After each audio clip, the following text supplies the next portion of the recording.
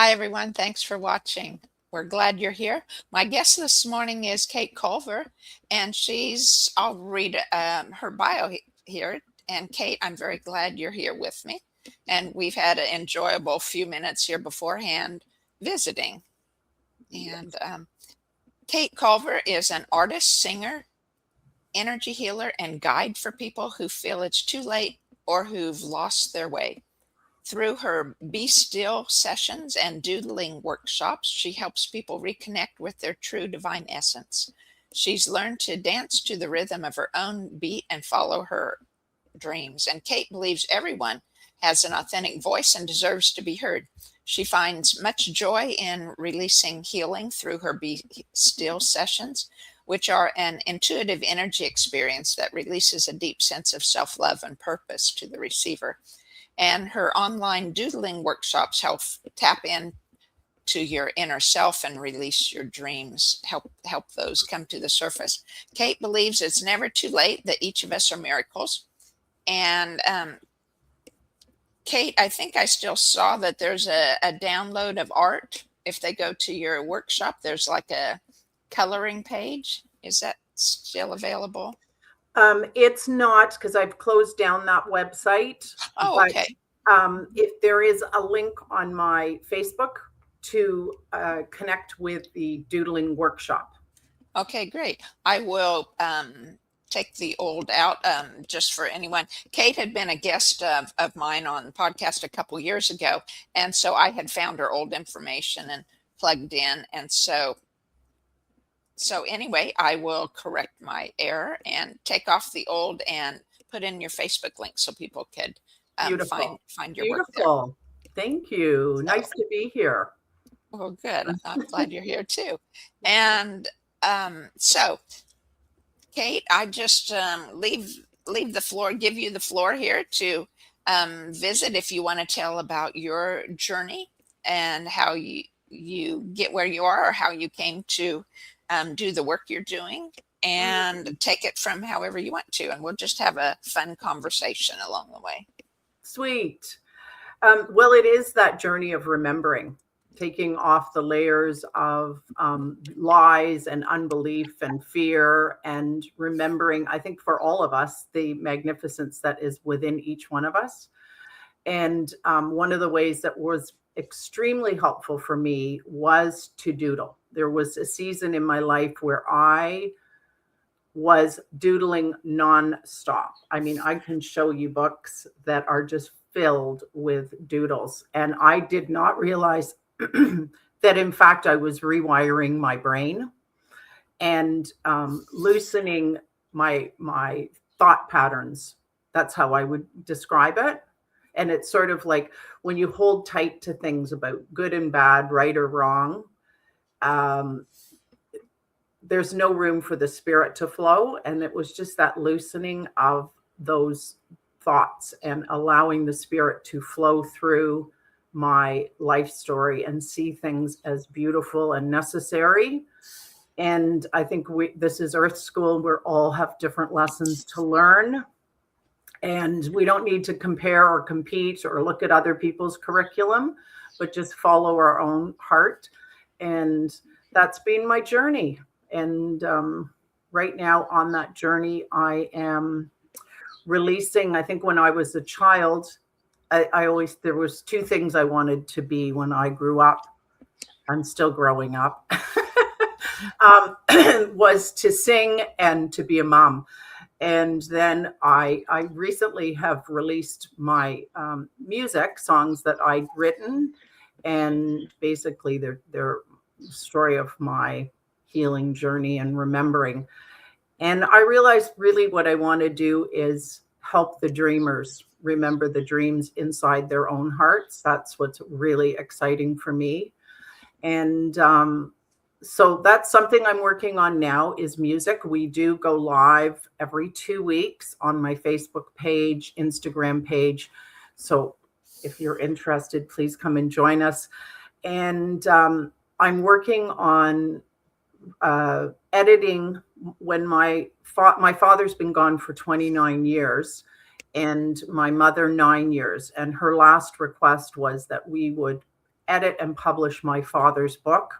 So he had this stack, this book, and I've been going through that and editing it. And what I've done is I've put a daughter response. So his writing is very much about his journey of remembering, his journey of awakening. He was a student of Carl Jung, and so dealing with some shadow, which is kind of the human experience. We all have that. And so I've taken his book, and then I've done on each. So they're like little short stories of this person remembering the struggle of remembering, and the joy in it. So I have done a daughter response. So at some point, I would love to read one to you. It's I knew that you would like it because it's called The Man Who Talked to Trees. My father was an actor, so it was him coming out of, and the struggle of knowing that he could go back to being an actor, but there was a call inside of him, and so he was misunderstood in many ways, but it's his beautiful journey. So That those sounds are some great. of the things that I'm up to. Yeah, yeah. So how did you come to, have you always doodled, or how when did you start? Or Always, I've always created. I've always had my hands going. That was a way for me to cope with some deep, um, dark emotions and thoughts that I walked through. So I, when I was maybe in my late teens, early 20s, I was diagnosed with OCD, which people always laugh about and say, "Oh, I'm so OCD." But when you're in that, caught in that web, it feels like terror. And for me, when I would draw, doodle, it would just release. I would feel just my thoughts would completely calm, and I would just be able to step into a place where it felt like flow, like it was just calm, peaceful. And yeah, it's fascinating to me, and I hold very loosely to labels now. I just think it was part of my journey. I don't think it's a life sentence. I sort of just allow spirit to flow through even that. And so that was a thing for me. I would go off, I would doodle. I remember there was a season where I would make little people, um, little, and turn them into pins and things. I found something on Marketplace, and I sent it to my daughter and said, "Oh, remember when I was making these all the time?" And there were these little Fimo heads on them, and creating just really helped me to calm, to be at peace, and to remember who I was. that's lovely. Um, I didn't doodle. I don't remember doodling at all when I was a kid, but I started doodling as an adult, um, when my kids were grown, seems like, or maybe it was in college taking notes or something, during boring lectures or things, or boring meetings as an adult when I was working. And it was Mhm. like, it was just the way I just, my hands just did whatever it wanted to. And I remember one lady looked over at my work and said, "Oh, that's beautiful." And I thought, Mhm. "Oh, I'm just, I'm just doodling." Right? Yeah, she said, "Well, my doodles don't look like that." Oh, But lovely. it Well, I just, think it's really releasing the artist within, because it's interesting. Some of my pieces, which I don't have any of that style close by, I've changed to a different style, which I can show you this, yes, which please. is this is done with watercolor. Can you see it all right? Or no? Yes, yes. There's a little bit of glare on top, but There's a I little bit can of glare, but that's a new style that I'm doing with watercolor. Hang on, I'll give okay. you another one. But some of the doodles, I framed them. They are beautiful, and I've had art shows with them.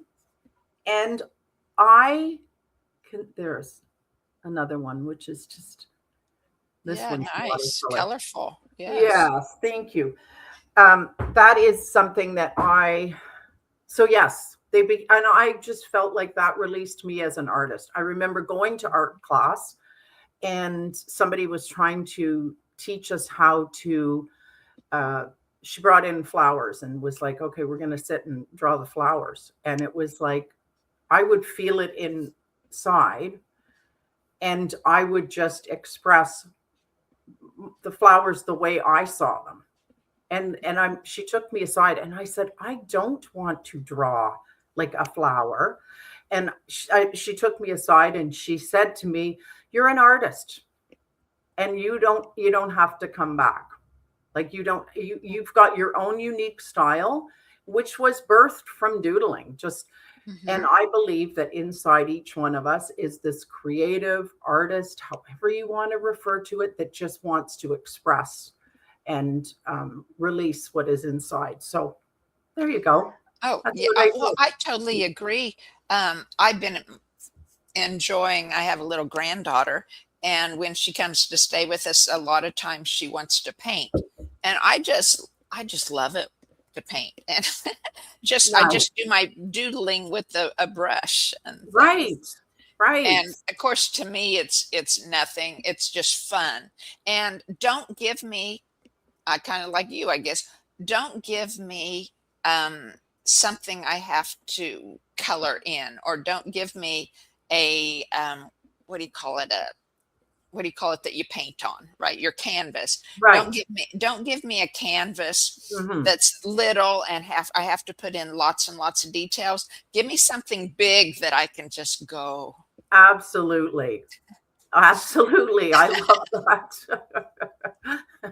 It's very healing, It is. It's very healing. right? Yes. And And to me, I wouldn't frame my work or anything, but my granddaughter says, "Oh, that's so pretty." nice. And so I thought, well, if she thinks it's pretty, I'm going to put it up on my wall. Yes, absolutely.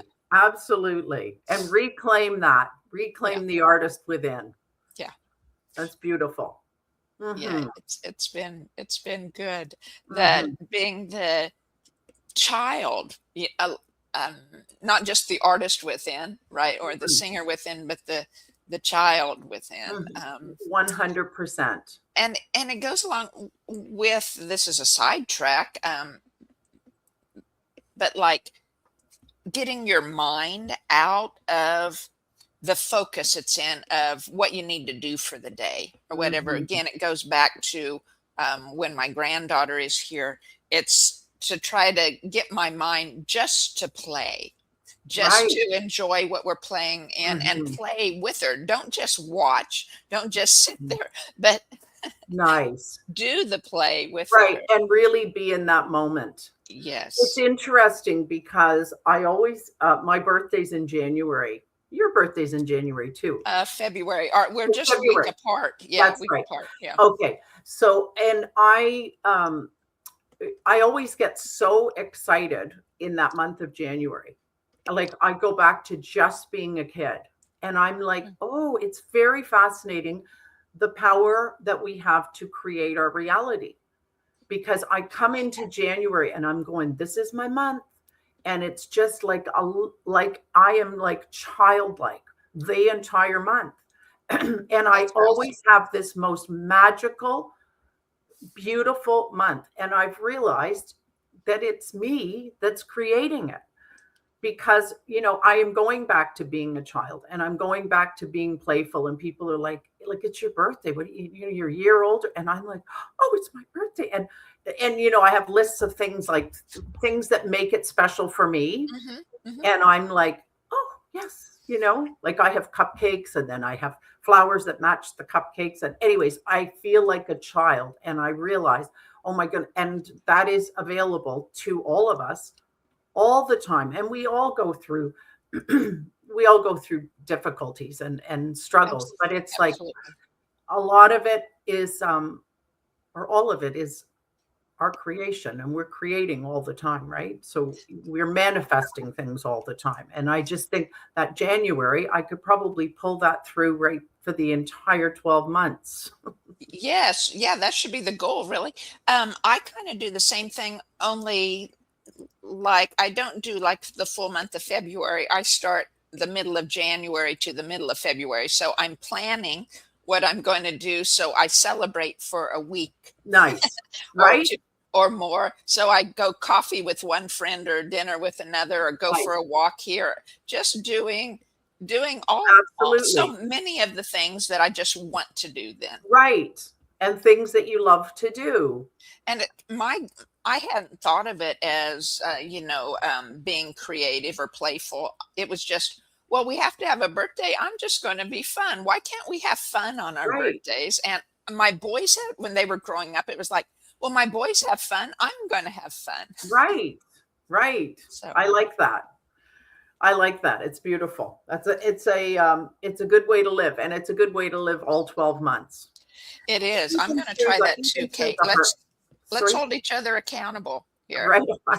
We're going to do this all year. The one thing I have found that has helped my creativity and playfulness, it's because those are energies of themselves, right? The words that we use bring up a certain energy, right, of Mhm. creativity or playfulness. And those you could say in many ways, because energy is light and light is spirit, that those energies are within us and that they're spirits, right? Mhm. Mhm. And so I say, I learned this from, I think I heard Raymond Grace. He's a dowser here in the States. Mhm. And he has said, um, like every day you should give thanks to the spirit of miracles. So I started with the spirit of miracles, and then I went to um, the giving thanks to the spirits of love, joy, wonder, curiosity. Um, I'm losing my train of thought. Anyway, there's five um, of the primary high vibration feelings that the Mm. universe has. So when you tap into and connect with nature around you, you're feeling like a sum total of these five major high vibration energies: love, joy, um, gratitude, curiosity, wonder, and I now I think you did forget, 5.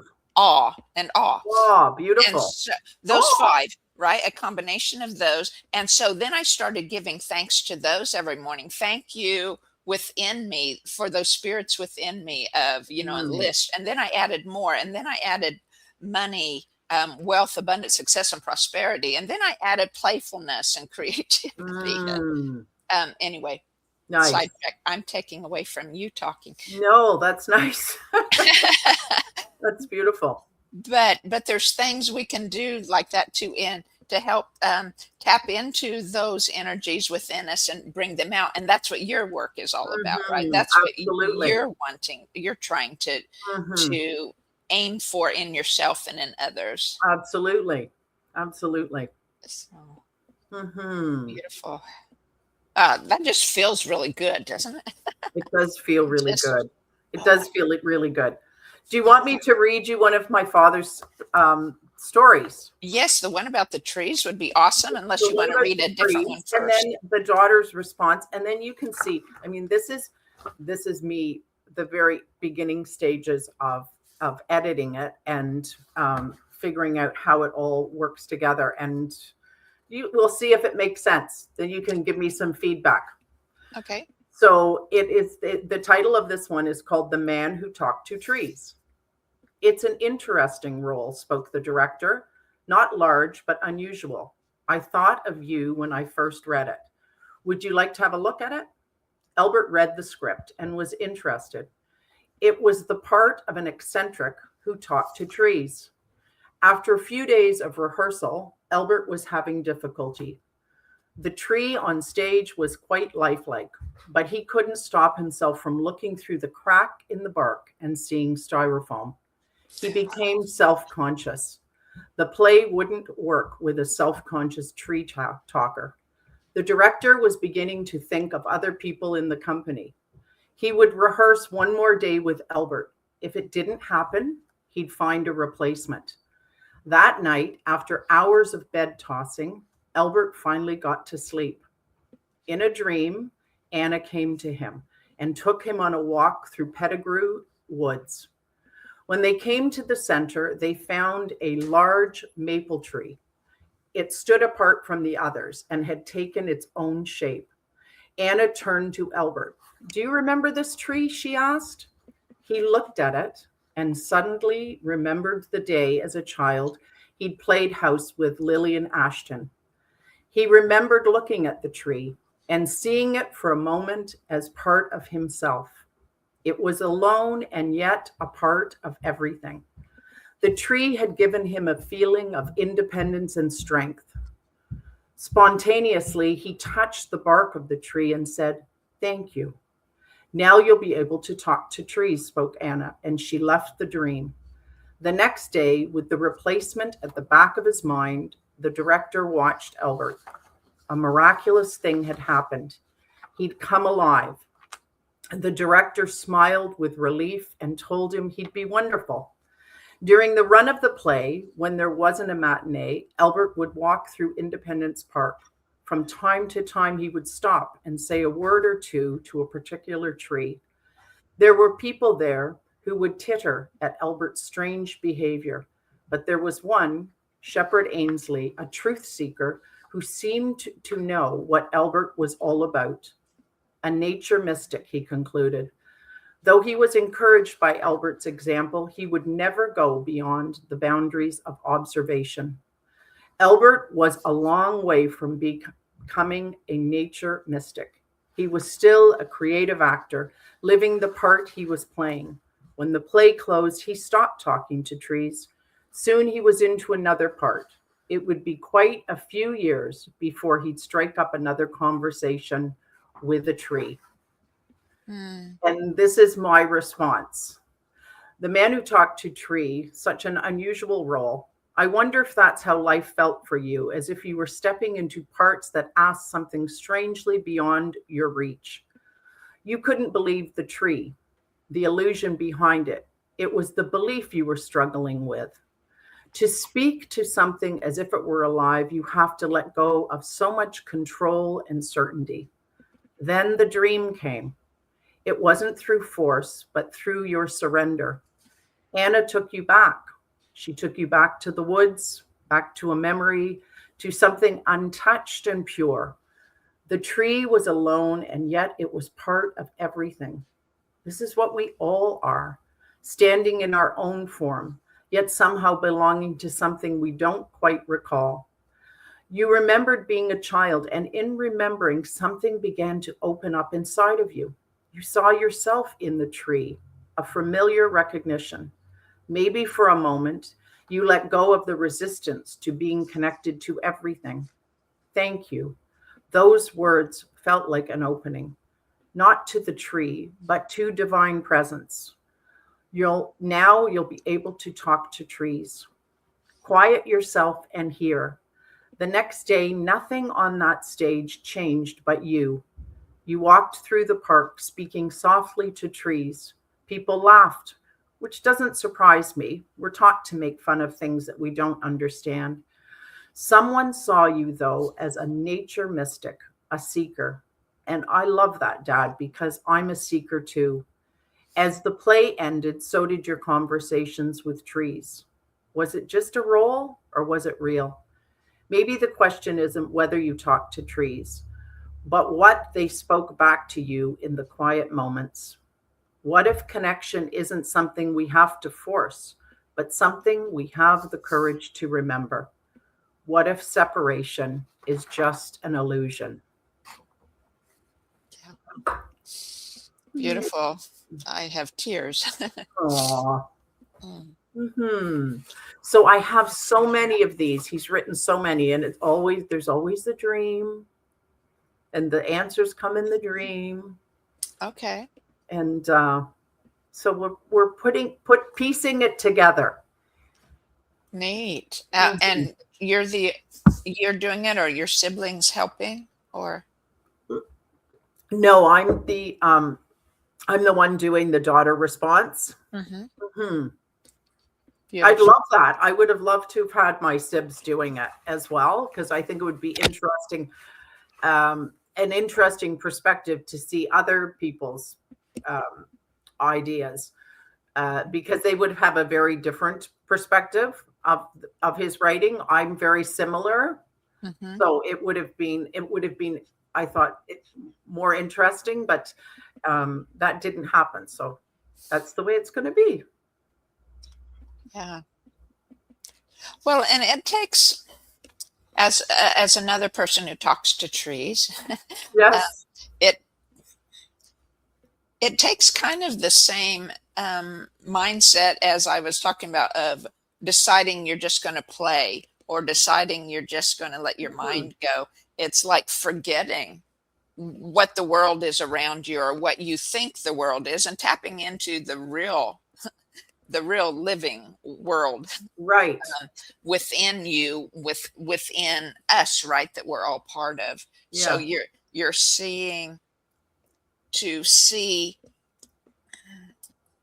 not beyond necessarily, but see between the things that your eyes sees, Mhm. and listen to what's being said that your ears aren't hearing. Right. it's It's it's interesting. This is something that happened to me a long time ago, and it was to do with drawing. And I was out walking, because that's another thing that was beautiful on my healing journey, as I know with you, um, being out in nature, just soaking in the energy of the trees and the flowers, and really feeling that we are one. So I remember walking down a path one day, and I saw this beautiful flower, hanging over a fence, and I was like mesmerized by this flower, and I was staring at it, and as I was staring at it, I literally could feel the energy on it, and it felt like it went inside. That's all I could say. And there was this young tough guy walking by, and he was like, he had a smoke, and I said, come and look at this flower. And we're both bent over this flower. It was such a sweet, tender moment, and he was going, that's amazing. And then went home, and I just felt, oh, I need to go and buy some markers. And I went to the local store, and it was like the spirit was choosing the markers. Like I picked one up, and I'd get confirmation. I'd get no, yes, no, no, yeah. And so I got these, and I went home, and I did this whole drawing. And it was basically that these flowers and trees all have a story to tell us, and why they're here.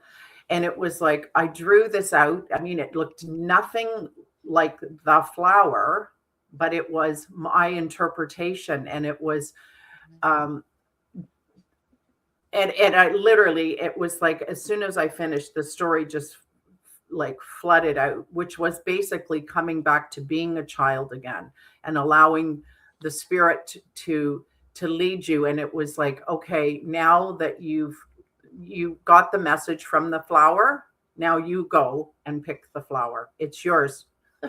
So it's like, okay, because I stopped long enough, like we had the opportunity to stop long enough to actually receive the message.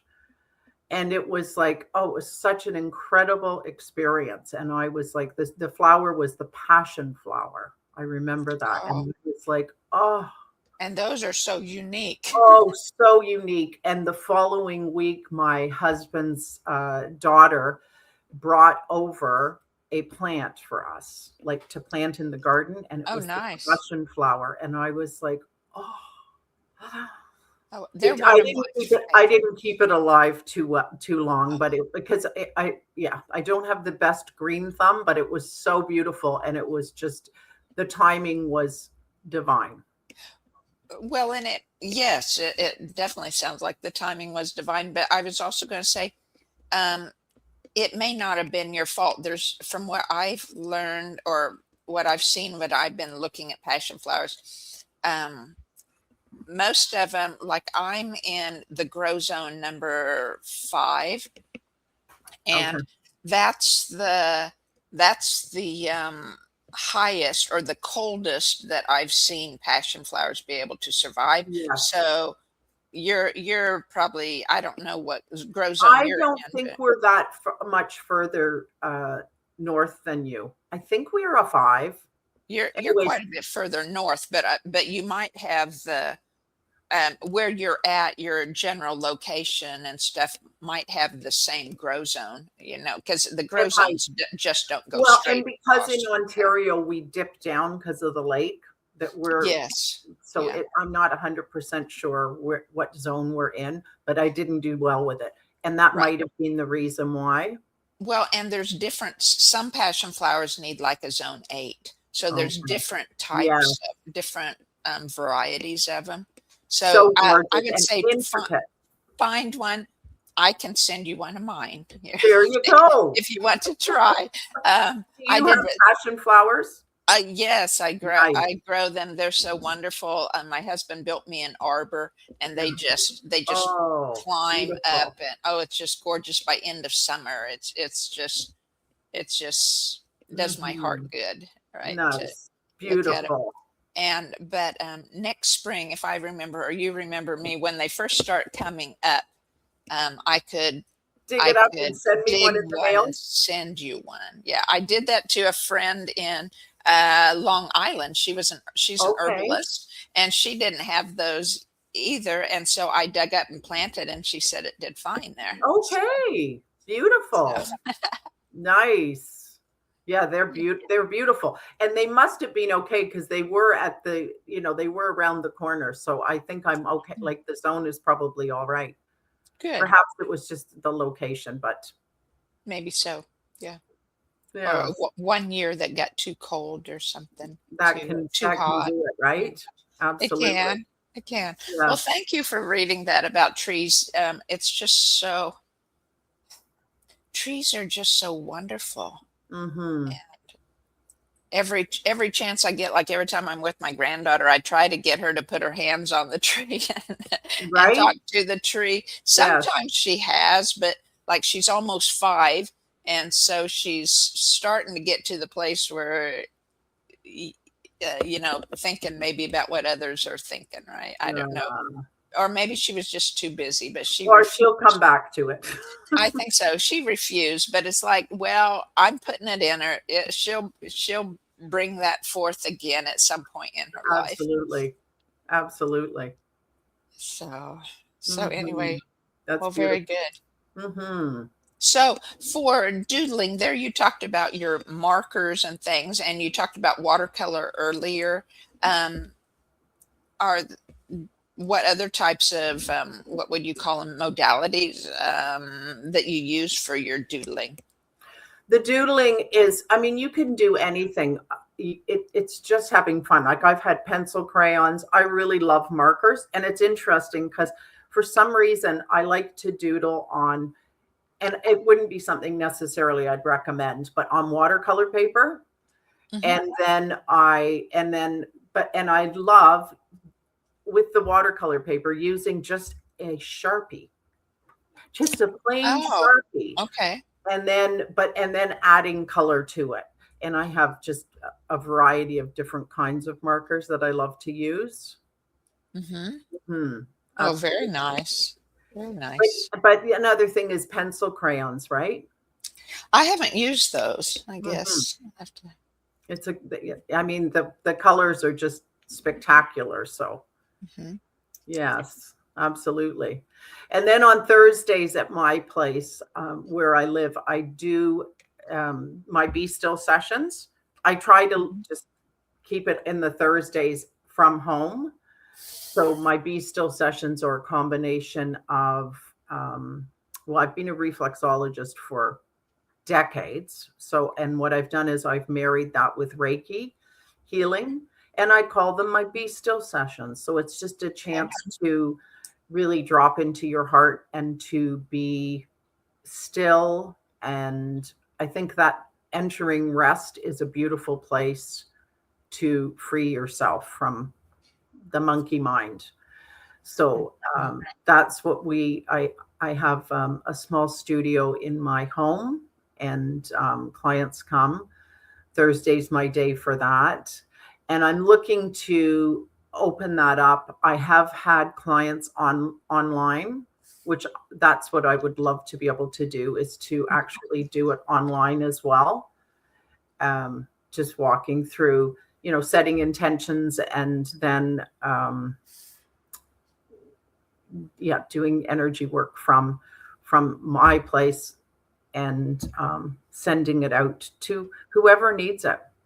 Mm-hmm. And I found for me that people knowing their North Node in astrology has been a game changer in my own life personally, and that's something I like to do with my clients, is to show them where their North Node is.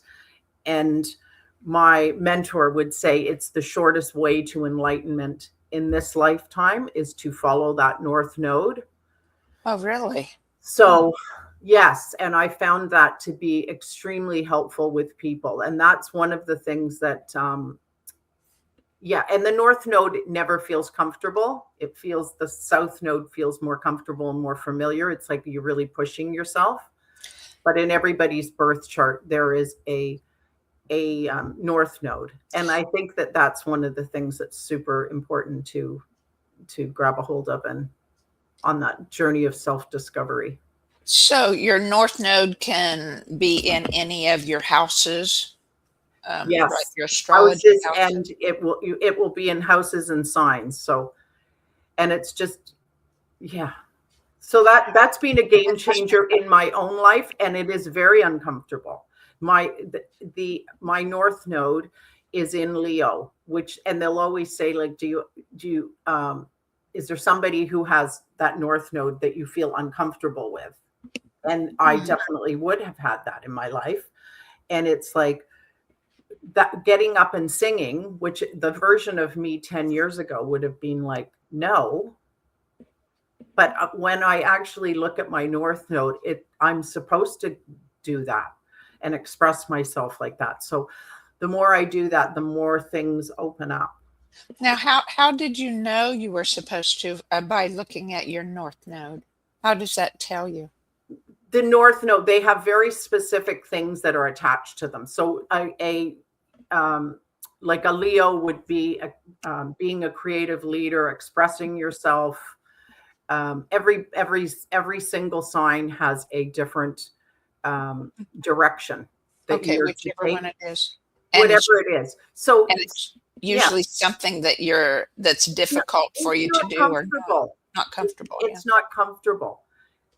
But it's like, so it's kind of that wiggle, that place of like breaking out and wiggling out of it, and being, no, I'd rather just stay home and do things that are familiar. Yes, I'd yeah. rather head to the woods and that I'm really good with. So it's being stretched. Okay. Yes.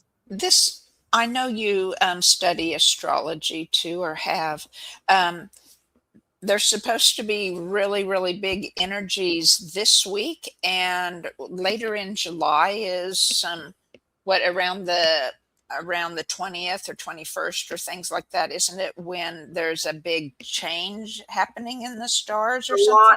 A lot happening this month.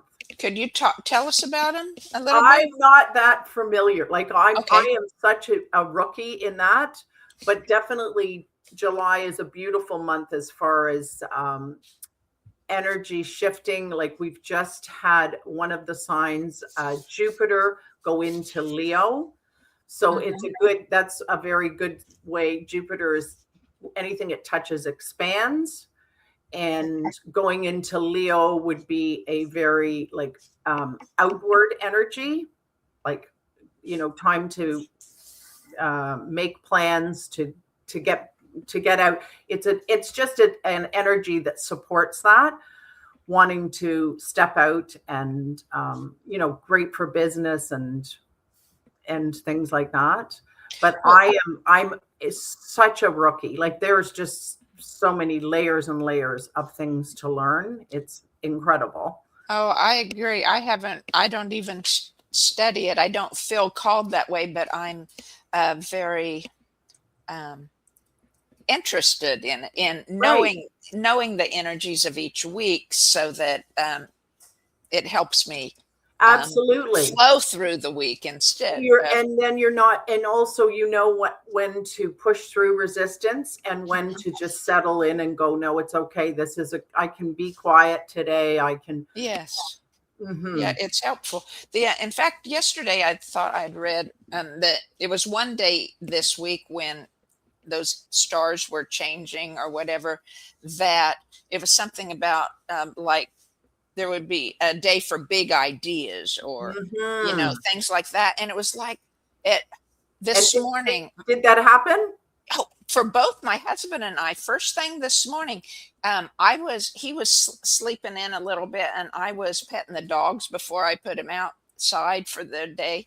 And it was like, we talked about how we were going to remodel our um, back entry hall and stuff, Hmm. and for storage and coat closet and stuff. And the way we were going to do it would, take $1,000 and a lot of time, and use some other space that could be left the way it is anyway. And all of a sudden it was like this was in my mind. Oh, Uh-huh. this and this, and Right. we could do it for Nice. pennies, right? Not, well, Nice. $100 or something like that, right? The cost of a door, which we needed anyway. And Nice. so it's like, wow. And then he gets up, and it was like he had this big huge idea of a health thing that he was had been thinking about, and was, wow, if I do this, it'll shift this and this and this. And it was like, then it reminded me, oh, that was supposed to happen this week. Oh, isn't that great? Yeah, yeah, it was pretty awesome, I So, thought. so there it is. I wonder if it's just being aware. I guess the awareness is the key, right? As those things are coming in, just to be Mhm. aware and be open to expansion and open to receiving. Yeah, and maybe it starts with, like I was saying, those five energies of the universe, but wonder, right? Yeah. It's like wondering, curiosity. It's like, Yes. well, how, not necessarily how, but what would happen if, or how else can we do, just kind of Right. not using your mind to think of those things, but Hmm. using your heart to ask those questions, and Hmm. listening, right? And just, like Hmm. you said, then awareness then of what you're aware of after you ask. Nice. Nice. Very cool. Solutions. That's great. That's beautiful. Yeah, yeah, so cool. So anyway, Mm-hmm. so lovely, lovely. Kate, is there anything you want to, um, I guess, advice? If you could give advice, or um, something to tell people that would be helpful in, for whatever phase of life or whatever, what first comes to your mind that you would like to share? I think that what, and it's probably going to go back to what I started with, which was this idea that when you hold tight to your story or other people's stories or judgment or anything, it's like you're fisting and you're um, restricting the spirit from flowing through and seeing your story from a higher perspective, a different perspective. And I think it's that loosening the grip and softening your gaze on your story and allowing the spirit to flow through and seeing it as a beautiful and sacred thing. Even the bits that are so ugly have immense value and worth. And I think that's the most important thing. Like, I'm a girl that has fallen so many times and would be so discounted. And um, and choosing to rise up and seeing it as this journey that I agreed to. And if I can remember, then I always say this, if I can remember, then anyone can remember. And it's just that idea of really remembering your piece of divine essence that we all are. And that's, for me, that's part of that journey. Tripping, falling, and getting up, and really seeing the beauty in the tripping and the falling. And I, mhm. I think that's when healing, um, I mean, healing is a process, of course, but in getting to the place where you can feel gratitude for those rough times, Right. yeah, it's Mhm. then it really takes hold in your life. Oh my goodness. Yes. And I've been through things like, I'm like, wow. Hmm. I can share another story. This is vulnerable. It's okay. And to say that means it's not. So but something that happened to me, I had a dear friend. She passed away last year. And but in April of last year, she did a numerology reading with me. And um, she said something happened to you when you were 23. And um, she said it came as a teacher. And I was like, oh, I knew exactly what happened at 23. And I had never seen it through a higher perspective. I always saw it through shame and through blame. And I was in a near fatal car crash, and I'd been drinking. And I was never expected to make the night. I was broke my back, I perforated my bowels, I fractured my skull, and I was Oh, taken to the trauma wow. unit. And I can remember the doctor saying, like I could hear them. And she said, it came as a teacher. Now, you would never think that that would come as a teacher. And I Right. was like, she said, what was the lesson? And I said, what I learned from that was there is a power inside of me. And if it's inside of me, it's inside of everyone who is listening, that says it's not over till it's over. And that power just rose up.